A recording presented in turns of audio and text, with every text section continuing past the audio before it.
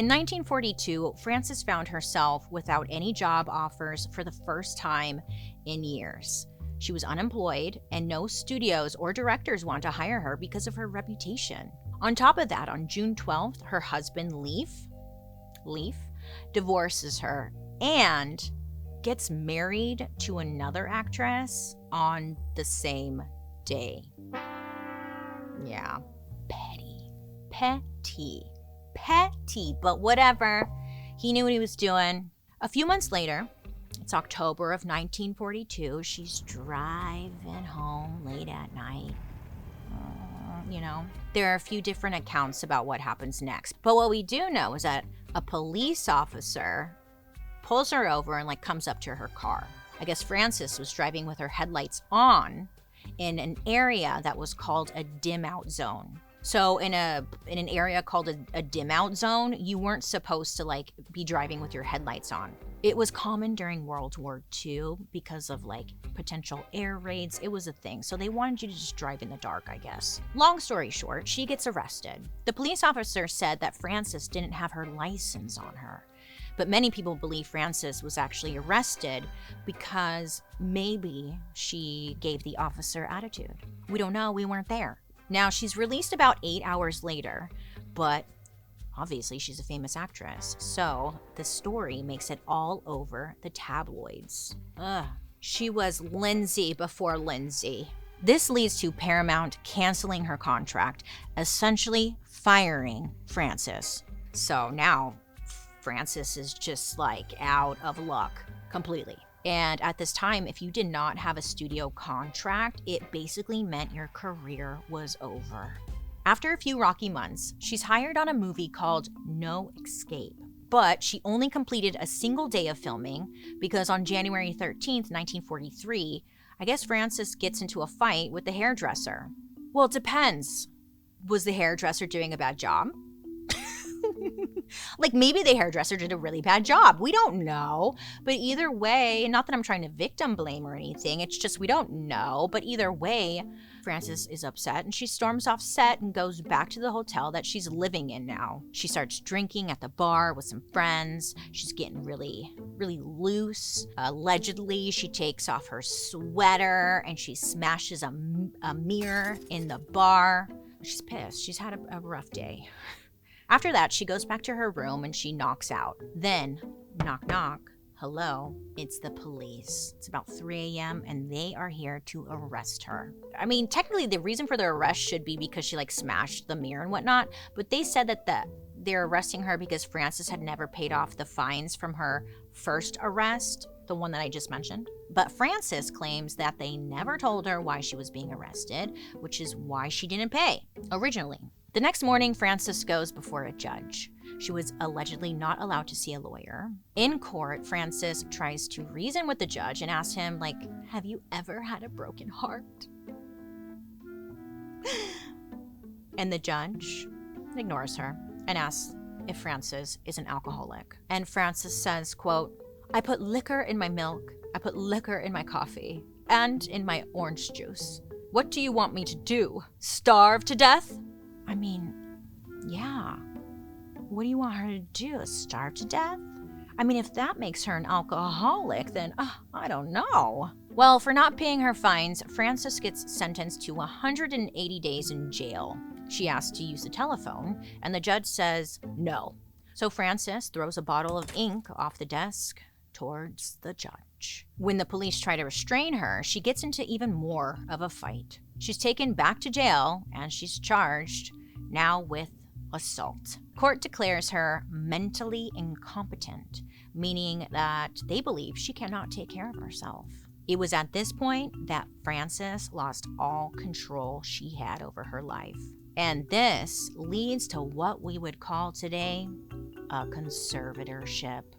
On January 20th, she's taken to a psychiatric hospital in Los Angeles called the La Crescenta Private Sanitarium, completely against her will. And it's not long before the doctors start to give her insulin. I know, I was like, insulin? She's diabetic? Okay, whatever. Well, she wasn't diabetic. So listen, get this. If your body has too much insulin, you can go into a coma. We've talked about this a little bit in our diabetes episode, But also, I think I did a murder mystery on this where like wives who wanted to kill their husbands would like inject insulin into them and would kill them. It's a thing. Doctors would inject people they considered mentally incompetent with insulin to put them into a medically induced coma for a few hours or even a few days. This was called insulin shock therapy. Now, these comas weren't just like taking a nap. Francis described the insulin shock therapy as, quote, brutal physical attack which not only stunned the brain cells, but shocked the body as well and left the patient racked with nausea and pain. Now, at first, doctors said that this was for her depression and it was meant to keep her calm. But really, that just meant it made patients like Francis easier to control. It also made it hard for Francis to understand what was going on. I mean, she's completely like disoriented, she can't leave. So in April, Francis was supposed to be released. But a newspaper reported that she had relapsed and was required to stay at the hospital longer. So Francis, she's freaking over this shit. She's like, I'm breaking out of here. And guess what she does? She manages to escape the hospital. She hitchhikes right out of there. And when she's able to get away, she contacts her mom, who was still living back in Seattle. So her mom, Lillian, comes to Los Angeles and arranges to officially take Francis out of the hospital.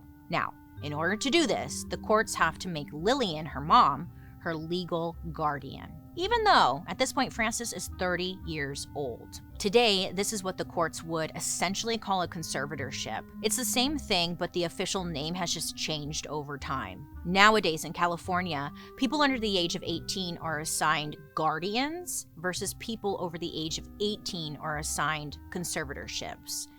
It depends state by state, but it's essentially the same thing. So by the end of 1943, the courts, they actually appointed Lillian to be Francis's guardian. Francis is released, and both she and her mom go back to Seattle. So once she's released, she's back at home, right? She's able to maybe hopefully just kind of come back to herself. And a producer finds her phone number or whatever and reaches out to Francis because he wants to hire her for a film.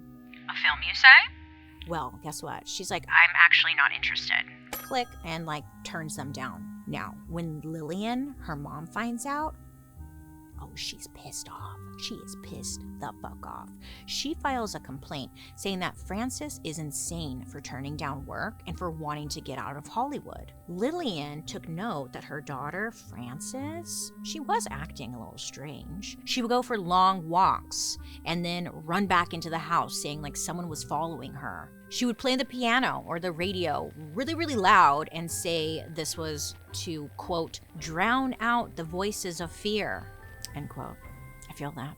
By March of 1944, Lillian is over her shit and sends Francis back to the hospital. And this time, with Francis, she had her rights to any sort of trial completely signed away. She was questioned by doctors who immediately declared her insane and diagnosed her with schizophrenia.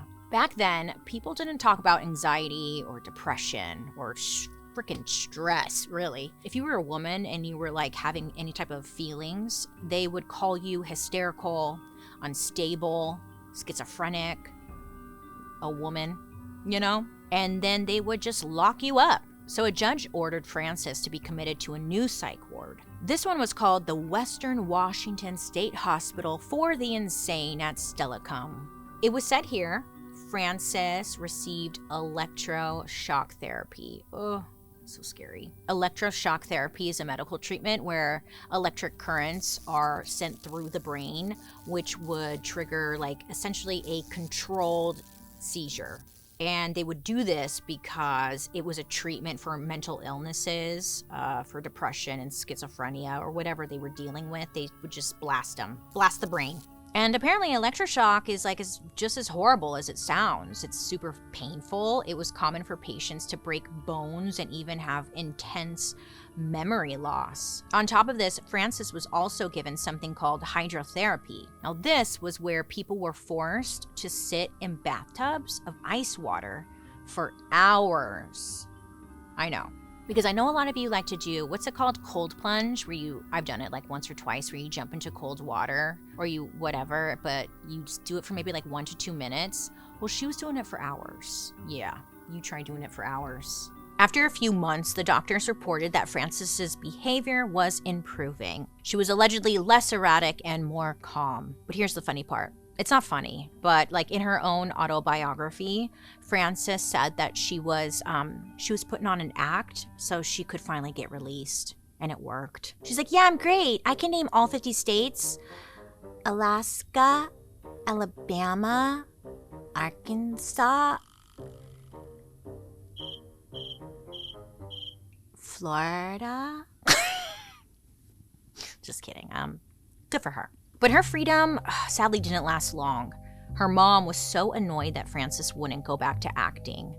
She just couldn't understand. Like, don't you want to be famous? So in 1945, Frances was dragged back to the state-run insane asylum, Stillicum. But this time, it was somehow worse. I wonder why her mom hated her so much. That's so sad. Okay, so she gets there and she's like, shit, I'm back. Well, she's examined, she's stripped naked, her nails get cut, they freaking shave her head. They completely shave her head. And then she was sent to the violent ward, which is called Ward T. So they send you here when like you are super violent. It's for like the most violent psychopaths and criminals. So it didn't really make sense why they were putting her there, but they were.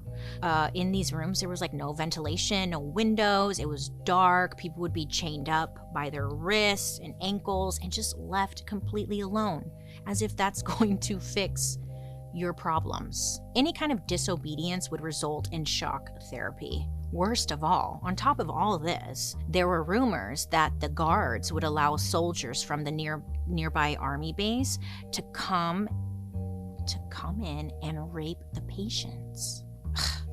Yeah, allegedly. I believe it though. Now, Frances stayed in the asylum for a total of 5 years. She had committed no crimes to earn that frickin' 5-year sentence, and she was a legal adult. If she hadn't been put into a conservatorship, as we would come to call it, she never would have had to endure this brutal treatment.